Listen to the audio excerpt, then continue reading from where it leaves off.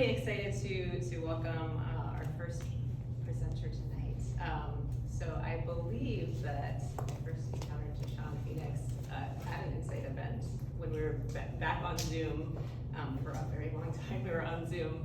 And I'm really excited that we're back in person and can gather here in this space. And after meeting Tashon in that space, I followed some of their work and got to hear them perform and thought, was really excited about the possibility of bringing them into this space when we return in person. So, without further ado, Tashon was born in Tucson, Arizona. He's a Black, queer, non-binary, trans-mass creative and spoken word artist. They moved to Oregon from Nebraska in their Jeep in the fall of 2020 with their cat Otto and dog Bentley, embarking on a new journey shortly after their physical transition. Encouraged by their English teacher to write, their passion for poetry was a flame ignited when they were in 8th grade, snuffed out later at 18 by a church leader. A decade after, in 2021, a match was again struck, beginning with writing words of affirmation. Tashon is now creating and sharing their voice once more. Please help me welcome Tashon Phoenix.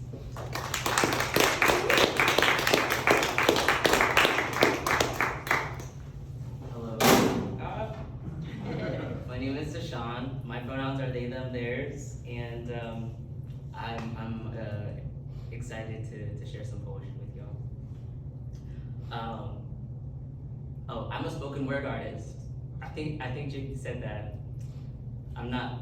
I am a little nervous, but also excited. I'm just gonna dive into poetry because I'm better at that than small talk. So this first poem's called Just Breathe. I slip into a different state of mind as I find myself wanting to be held gently, while skull-splitting myself, trying to find a place for everything, piecing together broken trust like tiles on the floor. Panting and punching time clocks, the only clock I'm really racing against is my own. Hands clinging to whiffs of smoke as my eyes choke with tears. The inner knowing growing like a beanstalk forces my jaw to unlock as I push through the fear. I traded in my battle axe for a peace drum. Do you hear the rhythm of my heartbeat like the feet of a stampede? Can you feel the impeding thoughts that tremor and shake like the walls of each chamber? I have no secrets to hide, no body to bury. I can be foolish, naive, and arrogant, but these knees aren't afraid of bruises. These lips will part like heavy doors in haunted houses to release demons and return to the unseen where peace is infinite, where my aching bones will finally rest. But this is an exorcism, not a sacrifice. Staring out the window, reflecting on my character, my discipline, my paper-thin capillaries, burnt out bloodshot eyes, and take a deep breath. I experience anxiety, which I've been reading about lately and realize more so it's feelings of inferiority, and sometimes I get these racing thoughts, and I compare them to like a stampede, and it's just like this rush. We're a drum. This next poem's called Now Play. I think of the percussion of heartbeats that pulsate within the chest of their bodies, longing for something, and I wonder if it's something I can relate to. If I have felt that longing too. If in spite of our differences, our bodies each echo a similar song. Water dripping teases of light in the crystal cave in our cranium. Of fear in chaos. Of joy in peace. Where we find comfort and sanctuary. A familiar place that requires welcome into my requiem, a dream only illuminated when shadows cast away their nightmares, to be embraced in eccentric trust. Lacklustered or fuck-flustered, I'm not all sparkle and shine like Sunday mornings. Some days, I'm not. forget what it is to feel. Others I cry feeling too much, playing with my imagination, contemplating a comfort I don't always believe in anymore. These thoughts can seem intrusive, so reclusive. Even in adjusting my perspective, I find mirrored truths that haunt me. As nod to nostalgia, as my headphones play melodic thoughts of memory, an erotic tickle of bass and eardrum. I think of the percussion of heartbeats. Our bodies each echo a similar song. That's in that poem. Thank you.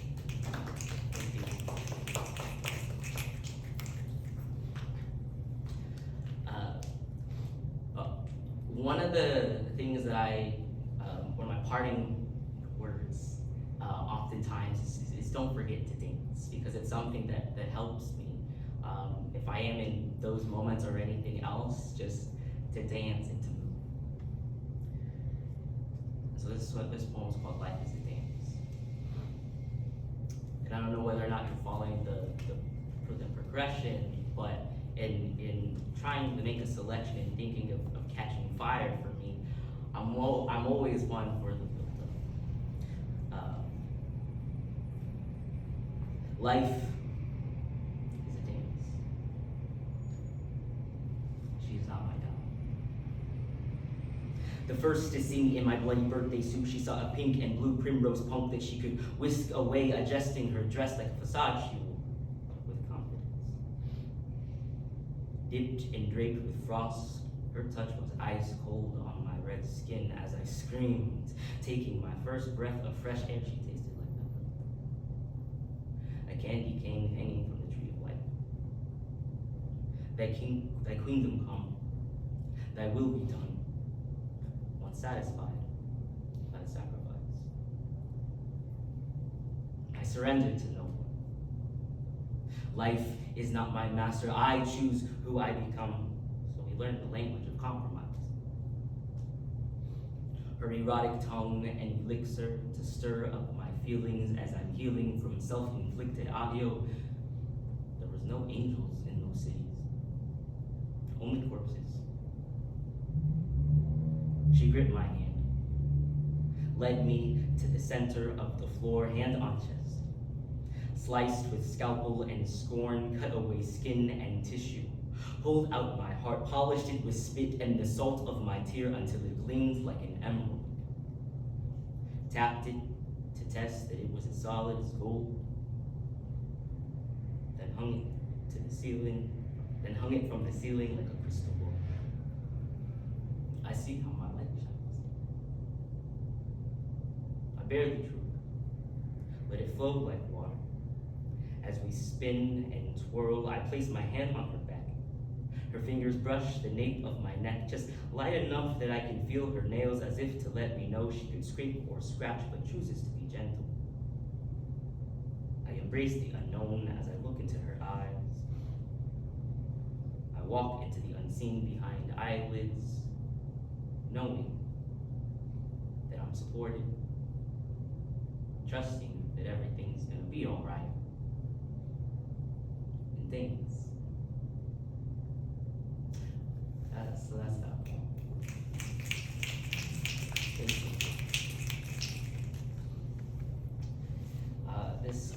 This next poem, a little bit more fun, I guess. It's called Lick Your Tattoos. She said, I want to lick your tattoos. See if they taste as good as my fruit stripes. I told her this flavor lasts. It's not temporary, sweet secret. It'll take you through dark nights blinded by passion, riding a harlequin like a roadrunner. I've got scars, I'm not lying, that stretch across my chest like a desert. Not because I'm desolate, but because my views are unobstructed, and only those who don't fear the heat or natural beauty of canyons can rest their head upon my grains of sand. I am made of many tiny pieces, grand enough to support, shift, or exfoliate your skin. Be soft or coarse at times, but I only want to help you shine. Polish your postures and proud in your power, praise you like the blood red moon. Howl in the wind, a baby born in Tucson under two suns, one of God, the other Evelyn. Angels of heaven prophesied the placenta caught by the snout of a wolf of an infant would be damned if not saved by a grandmother's hand. Is your mouth big enough to fit my origin? Hormones and heavy weights can't make me as big as my destiny, so when you see me, know that I am not a monolith. One of many I can tower and surround you like mountains. Pound my passion into you like beach waves, crashing into you. Washing away the wicked that weighs you down, hanging from your lips in a frown, a line drawn with no happy endings. I am sending you kisses and well wishes written in notes in scales, climbing octaves with claws, open jaws, pouring flavor in your ear. If that sounds good to you, stick out your tongue and begin to lick the lyrics written in my flesh. How's that? Yeah. And I'll end with this. It's called The Fire I Created. I wrote it about my transition / the beginning of my recovery. The process begins ignited by a dead man. A skin shed like tears. Morning flesh, they developed an attachment. Detached, removed with top surgery. A double mastectomy to affirm my identity. External entities clung to the fat like blood vessels. Floating on the notion I was an island in their ocean, unaware they have yet to have discovered that he was part of them. Too bright to see, too hot to touch. Burned like books with my ghost's inscription. This is a benediction. The journey that begins in flames, transforming the burdens into blessings, stripped down to the root, shock and awe to the chakras. Tired of filling in cracks, I built a new foundation. I found safety and stability within myself, free from shattered dreams and scattered puzzle pieces, spreading seeds of anxiety and fear like dandelions, clawing up my sacral. Pull the thorns of trauma that fester out and clean them. Flames lick them clean.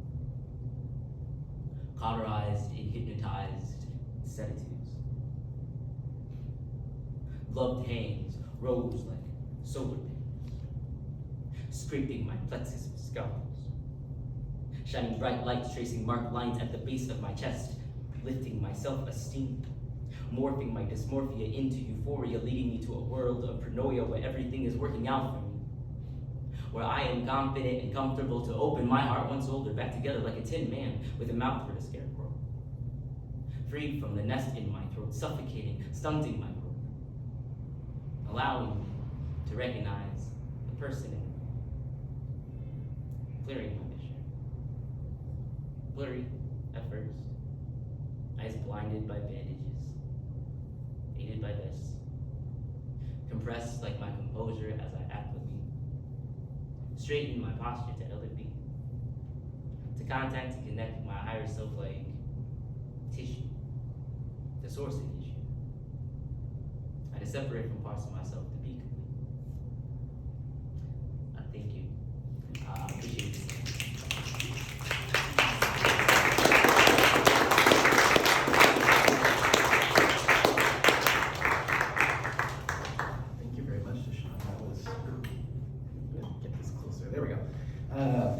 I hope everyone experiences what I experience every time here when someone gets up and just is vulnerable and transparent. I hope that you all feel the expansion of your heart in that moment like I do. I appreciate that, and keep your hearts open because we've got 2 more coming for you. So I'm excited to introduce our next reader. I've seen this person's name pop up several times on social media in connection with readings, and reached out to a friend and said, "Is this someone we should get for Incite?" And she said, "Yes." And so I'm excited to introduce Nicky Nicholson-Klingerman. Did I say that right? Yay. She is a Northwestern University journalism graduate, and she has been published in various media forms and outlets, including Buckman Journal, Fertile Ground Festival, and the Oregon Children's Theater. Her work focuses on life as a mixed Black queer artist navigating a system not made for her.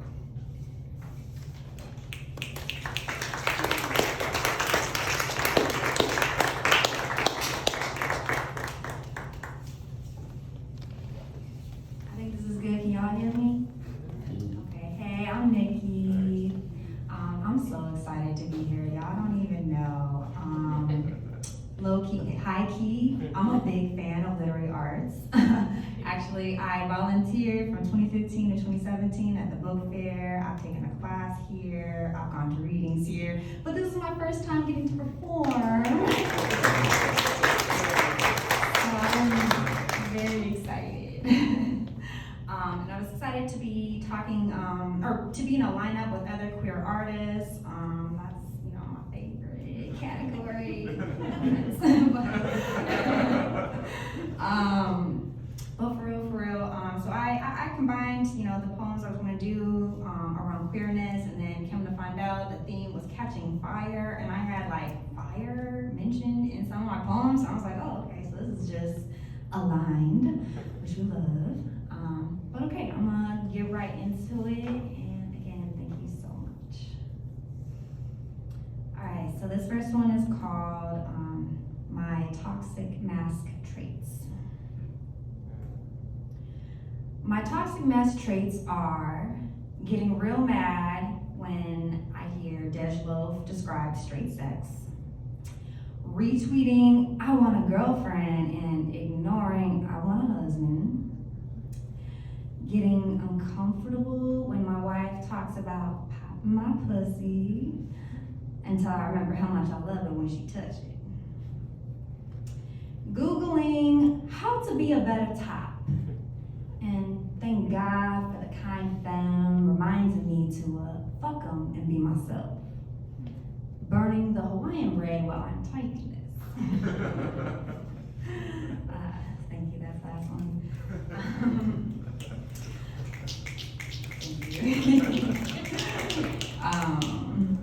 This next one I wrote for my wife. I got to premiere it last month, actually, at Queer PDX Expressions, and she hadn't heard it before, so that was really nice to do. And she's not here right now, but I hope y'all enjoy. This is called Kayla.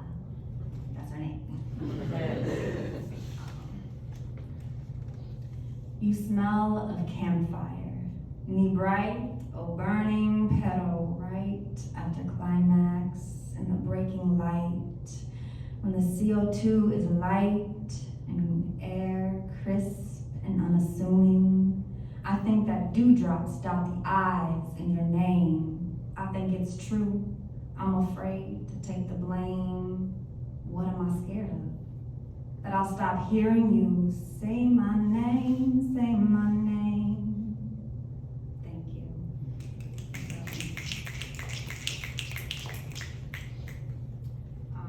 This next one, I did write this for a piece with the Oregon Children's Theater, and it's called Generations. Intergenerational inspection. Are our elders abusers? Our future users? Who is to hold all this blame? Who will heal all this pain? Shame to waste all this knowledge. Here's the truth, all the same. The cycle is a circle. It ends when it breaks. Breathe.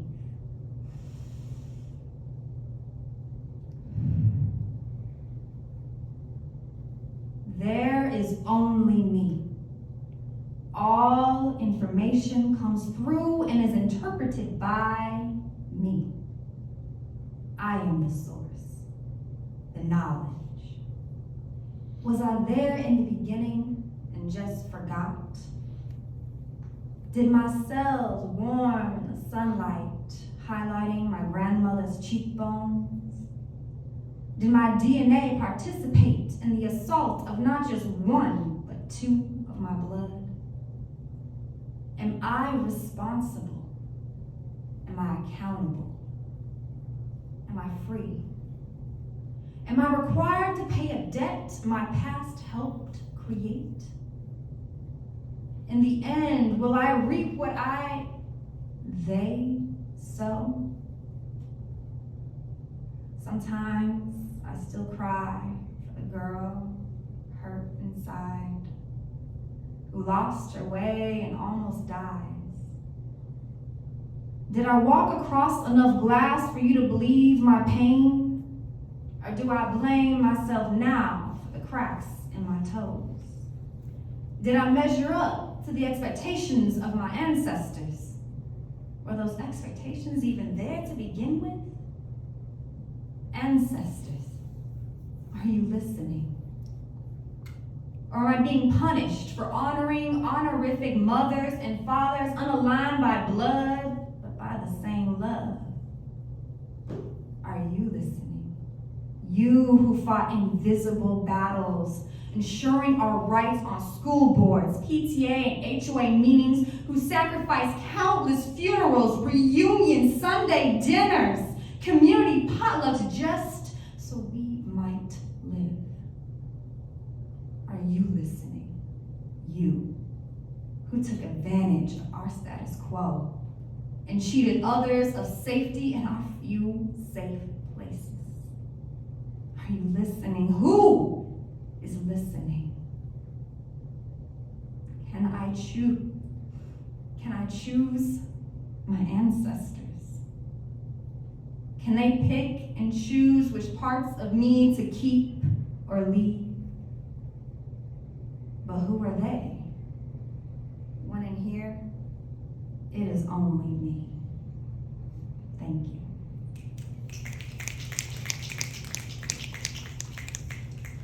And this is one last poem for y'all. I actually wrote this during a class here at the Literary Arts, and it's for my grandmother who has passed. But this is called Black Summers. Faces pressed against thick thighs, hands held high and mouths agape to wait for thick slabs of Joe bacon, salty rice, and fried eggs. Lines of chili peppers hang on the wall. Peaches pop into hot waiting mouths. Strings of beans running around grandma's garden.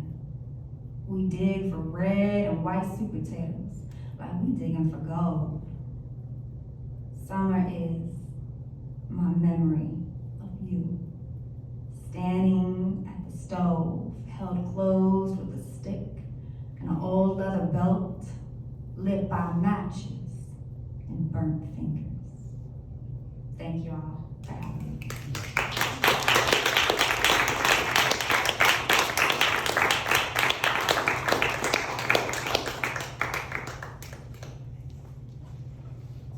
Thanks so much, Nikki. One of my favorite things about these events is just getting to hear the way the different writers interpret the theme and bring it into their own writing or pull it out of their writing. And right before this event, Elisa and I were talking about like Catching Fire and how she chose books for the theme tonight. And she said, there's some about like the transformation and revolution and liberation aspect of fieriness, and there's also the erotic, the blaze of the body. And I feel like Nikki captured all that and more, so very excited. But we have one more take to get to, and that is Juan Trujillo, who is an independent scholar and artist whose auto-ethnographic exploration of intersectional queer and Latinx identities encompasses academic and creative writing in Spanish and English, photography, and experimental nonfiction film. He's a linguist by training, and his work reflects deep curiosity about nonverbal languages that we create around complex, marginalized identities and desires. His creative writing has appeared in Feminist Formations and the Headcase Anthology on Queer Mental Health, and his short nonfiction film, Topographias Eroticus, exploring his own erotic geography within Portland's queer spaces, screened at Ethnography 2022 in Paris. Please help me welcome Juan Trujillo.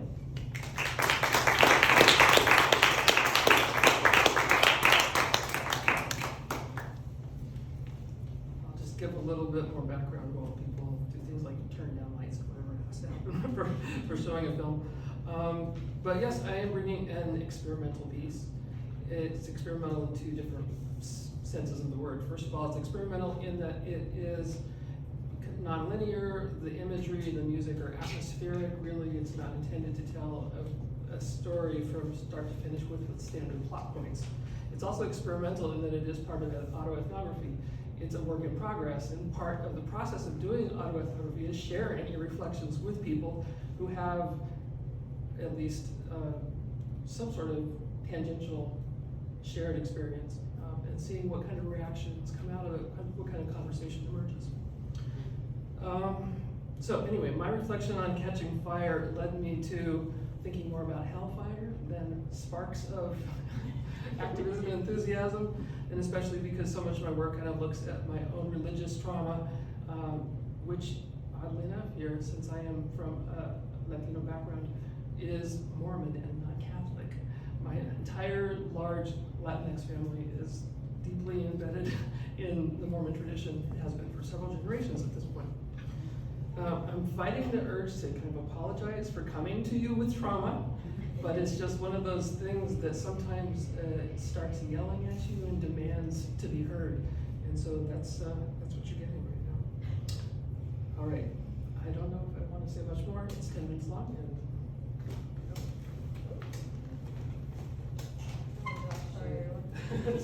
There we go.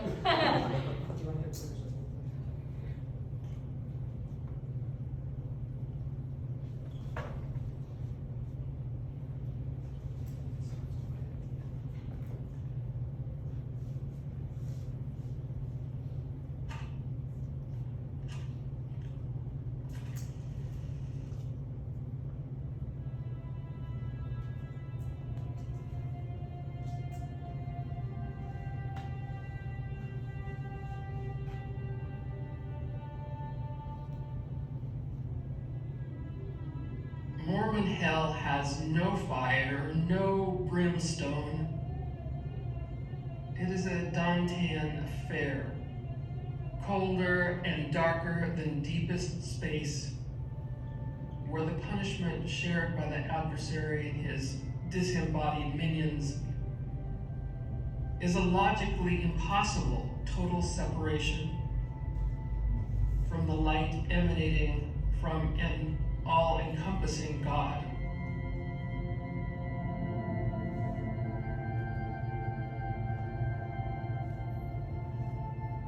And languishing among those cast from his presence before time began are the sons of perdition, those who knew and turned away. These are not the unbaptized, the heathens, the genocidal despots, who all find their way to a home of lesser glory, still within the embrace of a loving Father. No, these are those who knew and turned away, those who really, really knew, those who, you could say, brunched with Jesus every Sunday and suddenly ghosted, leaving him on red.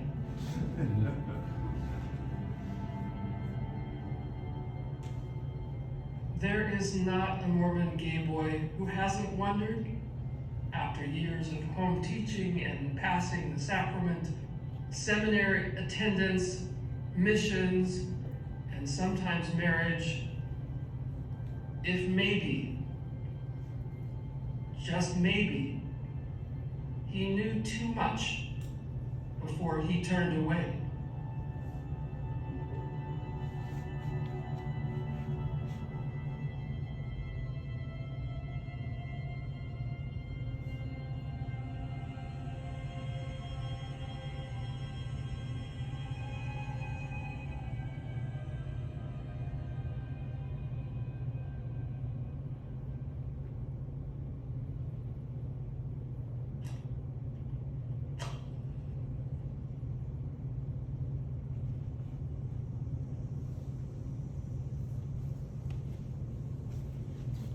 We had an assigned time to go to the library. The long oak study tables were covered with clear plastic bags tied in a knot at the top.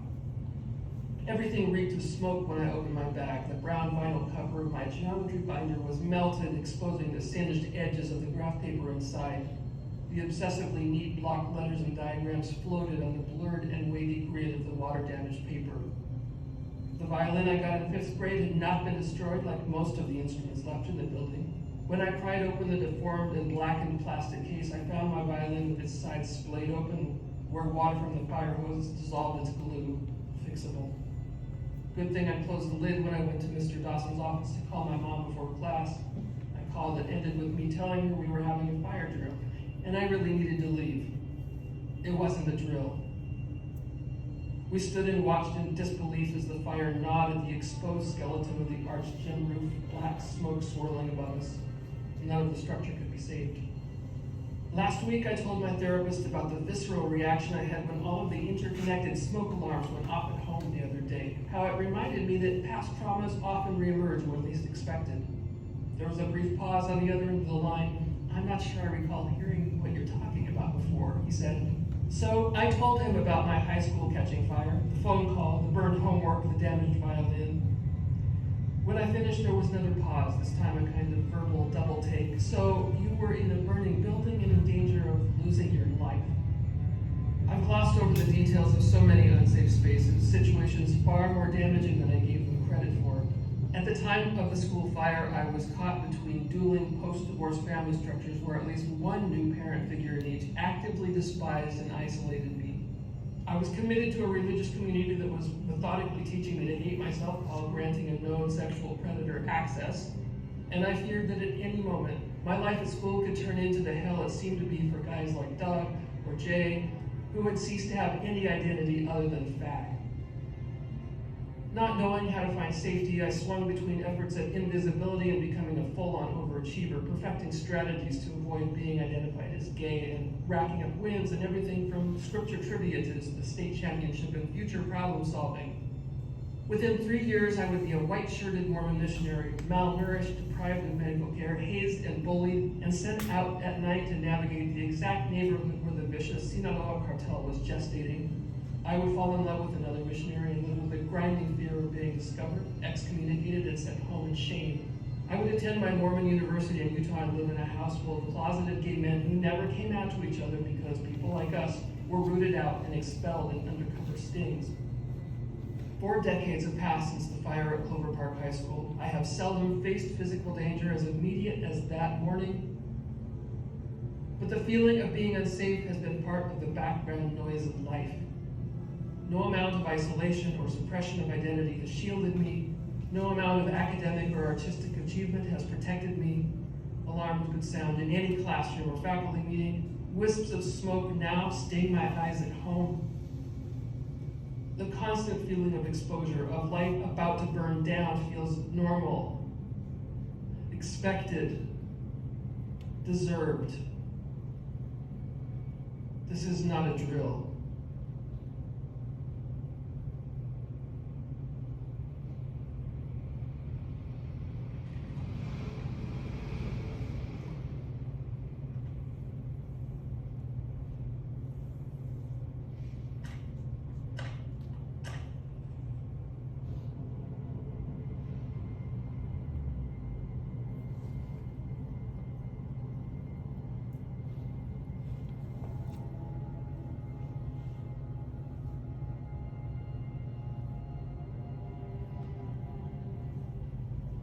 The little match girl never grew old selling her wares on the street.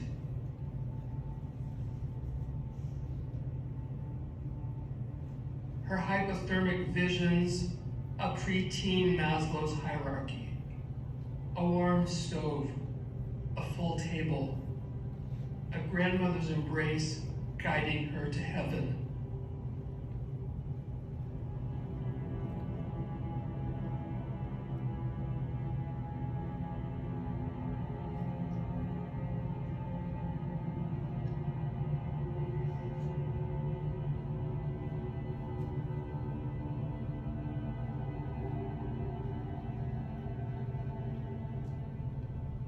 Nearing 60, my supply of matches dwindles.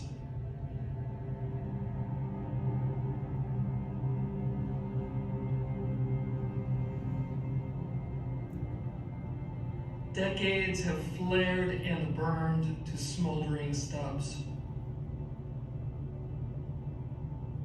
A doctoral degree, a career, a mortgage, a lover or two. They were illusions of warmth, hallucinations of abundance, specters of love and connection. I am housed, and I am fed. I do not wake up in an empty house, yet I am cold and I am alone. When the glow of my last box of matches fades, who will guide me to heaven?